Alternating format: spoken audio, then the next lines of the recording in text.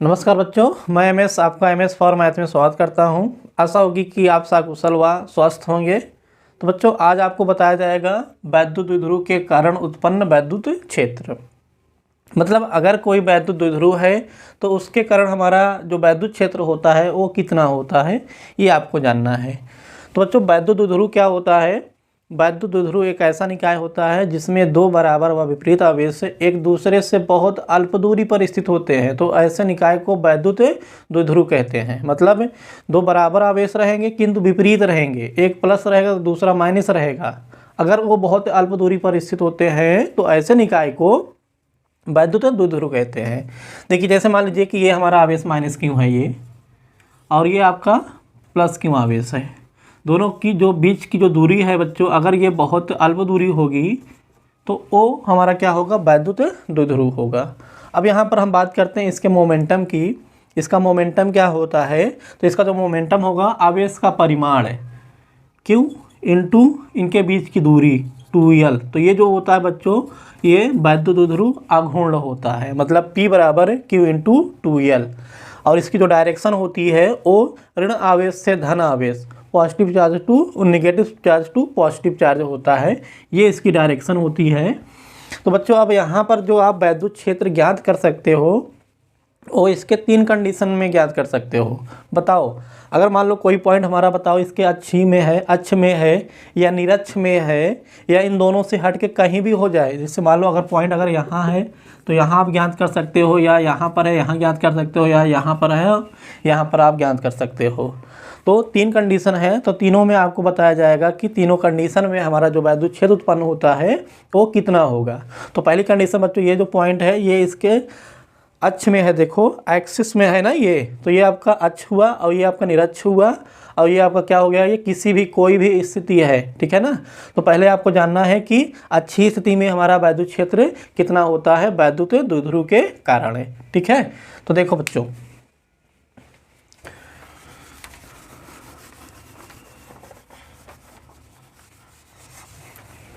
तो देखिए बच्चों, जैसे मान लीजिए कि ये आपका क्या है कि AB जो है ये एक वैद्युत द्विध्रुव है जिसके चार्ज क्या है? Minus Q plus Q. ये आपका माइनस क्यू हो गया और दूसरा ये आपका प्लस क्यू चार्ज हो गया। बताओ बच्चों, इसके बीच की जो दूरी है हमने 2L मान लिया है।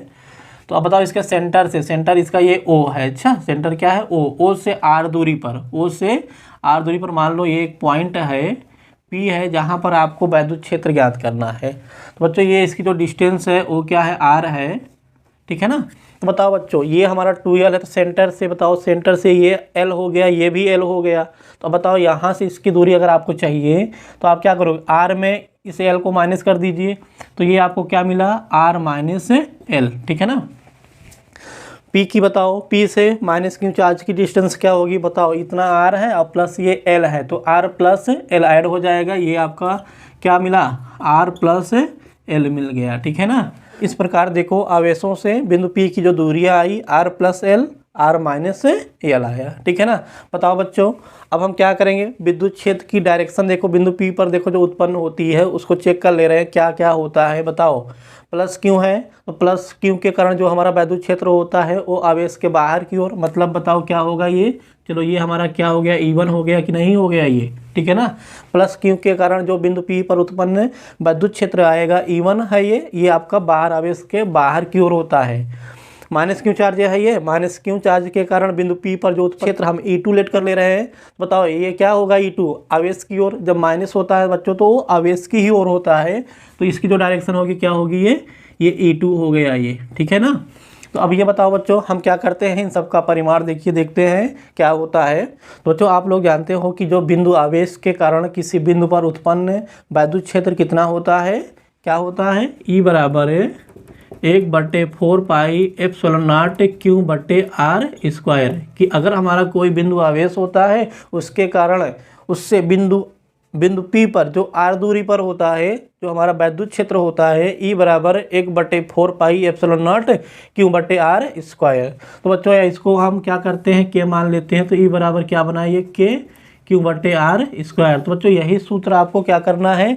इन बिंदु आवेशों के कारण बिंदु P के लिए लगाना है, ठीक है ना, ये फार्मूला। तो बताओ बच्चों क्या हो जाएगा? बताओ, बताओ प्लस क्यू के कारण जो बिंदु P पर हमारा वैद्युत क्षेत्र था वो क्या था, E1 था। तो बताओ बच्चों E1 का मान क्या मिलेगा आपको, बोलो। E1 बराबर देख लीजिए के क्यू बटे आर का स्क्वायर। तो बताओ इसके लिए आर हमारा क्या था, ये आर माइनस एल है ना, ये तो ये आर माइनस एल का होल स्क्वायर। और बताओ बच्चों माइनस क्यू के लिए जो हमारा E2 आया है, E2 की वैल्यू क्या होगी, के क्यू बटे, बताओ माइनस क्यू के लिए जो डिस्टेंस है आर प्लस एल है, आर प्लस एल का ये होल स्क्वायर। बताओ बच्चों बिंदु P पर E1 और E2 का जो नेट वैद्युत क्षेत्र आपको मिलेगा, क्या मिलेगा, बताओ। दोनों के बीच एंगल क्या है, 180 डिग्री।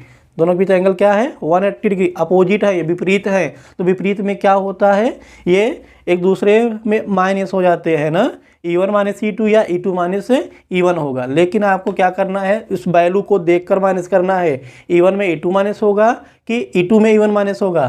तो बताओ बच्चों देखो के क्यू यहाँ भी है, के क्यू यहाँ भी है। ये दूरी लेस है, ये दूरी क्या है आपका, ये ग्रेटर है कि नहीं ग्रेटर है, ये वैल्यू छोटी है, ये वैल्यू बड़ी है। तो छोटी वैल्यू में जब आप छोटी वैल्यू से भाग करोगे तो ये बड़ा मान आएगा, और ये बड़ी वैल्यू से भाग करोगे तो ये छोटा मान आएगा। तो जो नेट होगा वो क्या होगा, E1 माइनस E2 होगा। देखो बिंदु P पर उत्पन्न परिणामी वैद्युत क्षेत्र बोलो बच्चों क्या होगा, E बराबर E1 माइनस E2। बताओ बच्चों आपको वैल्यू रखना है E बराबर बताओ E1 माइनस E2 करोगे, कॉमन क्या दिख रहा है, के क्यू कॉमन हो जाएगा ये। तो क्या मिला आपको, 1 बटे आर माइनस एल का होल स्क्वायर माइनस 1 बटे आर प्लस एल का होल स्क्वायर। ठीक है बच्चों, तो इसको सॉल्व करोगे तो क्या मिलेगा आपको, बोलो। आर प्लस एल का स्क्वायर 1 में करोगे तो क्या मिला, ये R square plus L square plus 2RL minus, बताओ R square minus L square minus 2RL, ये माइनस का मल्टीप्लाई क्या हो जाएगा, प्लस 2RL। बताओ बच्चों नीचे क्या मिला आपको, R square minus L square का होल स्क्वायर। ठीक है ना, A minus B A plus B, A square minus B square, बाहर स्क्वायर दोनों में लगा है, स्क्वायर हो गया। ठीक है ना, तो बोलो ये दोनों कैंसिल आउट नहीं हो गया ये। तो मिला क्या आपको, ई बराबर के क्यू इंटू, बताओ 4RL और ये 2RL और 2RL, ये कितना हो गया 4RL बट्टे R square minus L square का होल स्क्वायर। तो बच्चों ई बराबर आपको मिला है के इंटू क्यू इंटू 4RL बट्टे R square minus L square का होल स्क्वायर। तो अभी बच्चों बताओ, अभी आपको जस्ट बताया गया कि जो वैद्युत द्विध्रुव अघूर्ण होता है P बराबर क्या होता है, P बराबर Q इंटू 2L, P बराबर Q इंटू 2L। तो बताओ बच्चों Q इंटू 4RL को आप 2L इंटू R कर सकते हो ना। तो बताओ बच्चों ये क्या बनेगा, इसको मिटा दे रहे हैं। देखो तो ये आपको मिला E बराबर, बोलो के नोट कर ले रहे हैं, Q इंटू 2L। देखो इसको लिख ले रहे हैं, Q into 2L into 2R बट्टे क्या था ये R square minus L square का होल स्क्वायर। तो बताओ बच्चों इसको आप P बना दो, P है कि नहीं है, Q इंटू 2L। तो ये K इंटू 2PR बटे R square minus L square का होल स्क्वायर। के आपका क्या होता है, 1/4 पाई एप्सिलॉन नॉट 2PR बटे R square minus L square का ये होल स्क्वायर। ठीक है बच्चों, तो ये आपका फार्मूला होता है अच्छी स्थिति का। अच्छी स्थिति में मान लीजिए कि सेंटर से वैद्युत द्विध्रुव के सेंटर से R दूरी पर अगर कोई पॉइंट P होता है तो उस पॉइंट P पर हमारा जो वैद्युत क्षेत्र होता है E बराबर 1/4 pi epsilon not into 2PR बटे R square minus L square का होल स्क्वायर होता है। अब ये बताओ बच्चों, जैसे मान लीजिए कि अगर जो हमारा ये R है, R अगर क्या है इस L के कंपेयर में अगर बहुत बड़ा होता है तो उस कंडीशन में हम क्या करते हैं, एल स्क्वायर को नेगलेक्ट कर देते हैं। क्योंकि बताओ एल आपका एक छोटा मान है एल स्क्वायर क्या होगा, और भी छोटा हो जाएगा। तो इसको हम क्या करेंगे, नेगलेक्ट कर देंगे। देखो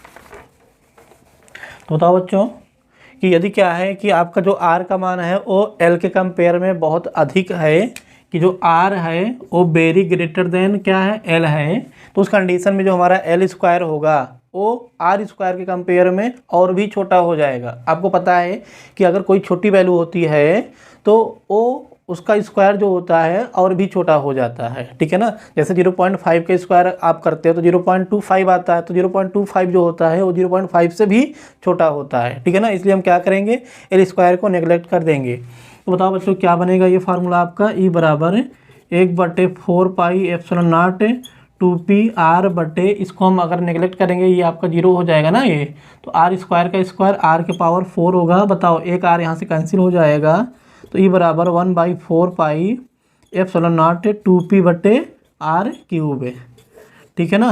तो बच्चों जब आर क्या होता है, is very greater than L, तब हमारा जो ई होता है 1/4 पाई एप्सिलॉन नॉट 2p बटे आर क्यूब, ये हमारा फार्मूला प्राप्त होता है। तो ठीक है बच्चों, तो इस तरीके से आपको करना है।